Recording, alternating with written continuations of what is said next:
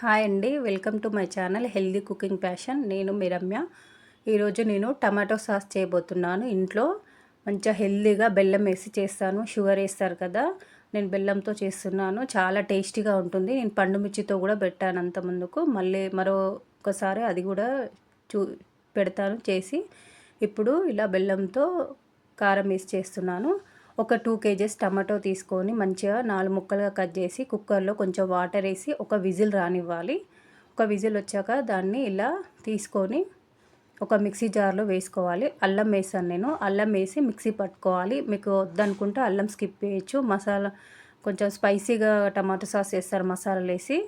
పిల్లలు కొంచెం ఇష్టంగా తినారని కొంచెం లైట్గా అల్లం వేసాను. మంచిగా డైజెషన్ కూడా మంచిది కదా. ఇలా మెత్తగా మిక్సీ పట్టాక మనం అందులో జల్లి దాంట్లో వేసుకొని మంచిగా వడకట్టుకోవాలి. బాగా పిప్పి అంతా పైన ఉంటుంది, గింజలు అలా సీడ్స్ ఉంటాయి కదా దానివి, టమాటోవి కింద అంతా గుజ్జు వస్తుంది. మనం ఇప్పుడు కుక్కర్లో ఉడకబెట్టినాక వాటర్ ఉంటాయి కదా, అవి రసంకి చార్లకి దేంట్లోనైనా యూజ్ చేసుకోవచ్చు.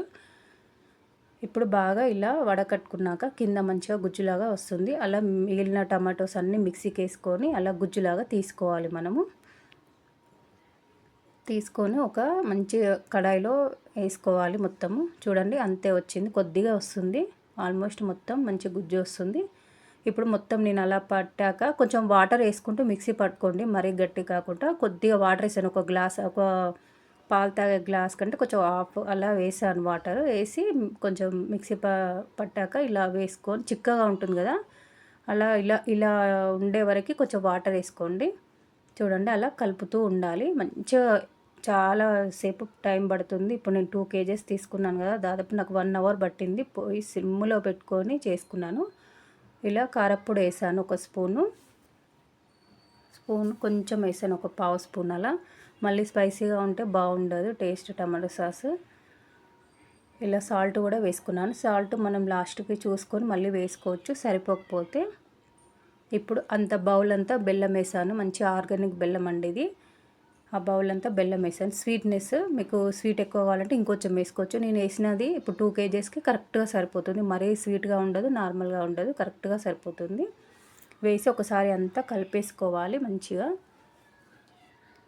బాగా చిన్నగా పొయ్యి మాత్రం సిమ్లో పెట్టుకొని మంచిగా కలుపుతూ ఉండాలి, మాడకుండా. చూడండి ఇప్పుడు నేను వేసినప్పుడు ఎలా ఉంది, ఇప్పుడు ఎలా కలర్ చేంజ్ అయింది, చాలా దగ్గరకు వచ్చింది. ఇప్పుడు నిమ్మకాయలు ఒక 2 పెద్ద సైజు నిమ్మకాయలు పిండి వేసాను. పెద్దవి అంటే కొంచెం మీడియం సైజ్, అలా మరీ పెద్దవి కాదు. రసం తీసి వేసాను. ఈ ప్లేస్లో మనం వెనిగర్ వేసుకోవాలి. నేను ఇప్పుడు వెనిగర్ లేదు ప్రజెంట్, అలా నిమ్మరసంతో వేసాను. మంచిగా కలిపేసుకోవాలి ఒకసారి. మంచిగా బెల్లం అంతా పాకంలాగా వచ్చి అంత గట్టిగా అయ్యే వరకు ఉంచుకొని. చూసారు కదా, ఇప్పుడు నేను అలా ప్లేట్లో వేస్తే కిందికి తొందరగా జారలేదు, అంటే మంచిగా ఉడికిపోయింది. చూడండి మంచిగా ఉడికిపోయింది. చూపించాను కదా, అలా ఉంటే ఇంకా బాగా ఉడికినట్టు. ఇలా జారకుండా అలా ఉంటే చూడు ఇంత గాజు సీసాలో అయింది 2 kgsకి. మీరు ఇది 2 months వరకు మంచిగా ఫ్రిడ్జ్లో స్టోర్ చేసుకోవచ్చు, ఫ్రెష్గా బాగుంటుంది. వెనిగర్ వేస్తే ఇంకా 3 months 4 months అలా ఉంటుంది. నేను నిమ్మరసం వేసాను కదా, అందుకే అంతవరకే ఉంటుంది. ఈ వీడియో నచ్చినట్టయితే లైక్